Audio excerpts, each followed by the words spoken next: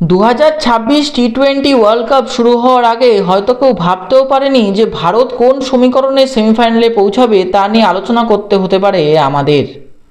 তবে দুর্ভাগ্যবশত আজ তা নিয়ে আলোচনা করতে হচ্ছে আমাদের।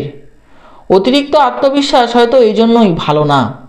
সুপার 8-এর প্রথম ম্যাচে ভারত সাউথ আফ্রিকার কাছে 76 রানে পরাজিত হয়ে বিরাট ধাক্কা খেয়েছে।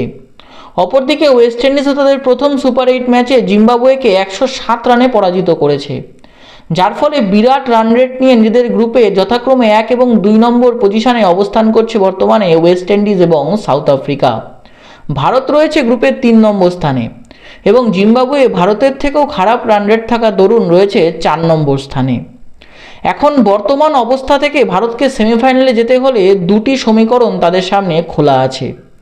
একটি অত্যন্ত কঠিন, যেটি হলো রান রেট।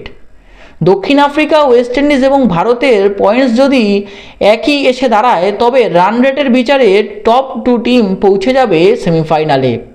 সেক্ষেত্রে ভারতের যাওয়ার চান্স খুবই কম, কারণ ভারতের রান রেট অত্যন্ত খারাপ।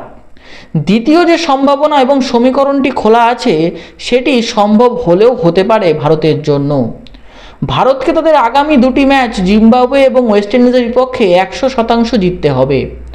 শুধু নিজেদের ম্যাচ জিতলেই হবে না, দেখতে হবে যাতে সাউথ আফ্রিকা অবশ্যই ওয়েস্ট ইন্ডিজকে পরাজিত করে। আগামী 26শে ফেব্রুয়ারি সাউথ আফ্রিকা এবং ওয়েস্ট ইন্ডিজের খেলা দুপুরবেলা আহমেদাবাদে। ঠিক সেদিনই সন্ধ্যায় ভারত মাঠে নামবে জিম্বাবুয়ের বিপক্ষে চেন্নাইয়ে। সেই ম্যাচের দিকে নজর রাখতে হবে সকলকে। সেই ম্যাচে যদি সাউথ আফ্রিকা ওয়েস্ট ইন্ডিজকে পরাজিত করে তবে ভারতের সামনে খুলে যাবে চান্স সেমিফাইনালে যাওয়ার। এবং 1 মার্চ ইডেন গার্ডেন্সে ওয়েস্ট ইন্ডিজ বনাম ভারত কার্যত কোয়ার্টার ফাইনাল হয়ে যাবে। যে টিম সেই ম্যাচটি জিতবে তারা চলে যাবে বিশ্বকাপের সেমিফাইনালে সাউথ আফ্রিকার সাথে। অপরদিকে আজ অন্য গ্রুপ থেকে প্রথম সেমিফাইনালিস্ট হিসেবে সেমিফাইনালে পৌঁছে গেল ইংল্যান্ড। সুপার 8-এর প্রথম ম্যাচে তারা শ্রীলঙ্কাকে পরাজিত করে। আজ তারা পাকিস্তানকে পরাজিত করে চলে গেল সরাসরি সেমিফাইনালে প্রথম দল হিসেবে 2026 টি-20 ওয়ার্ল্ড কাপের।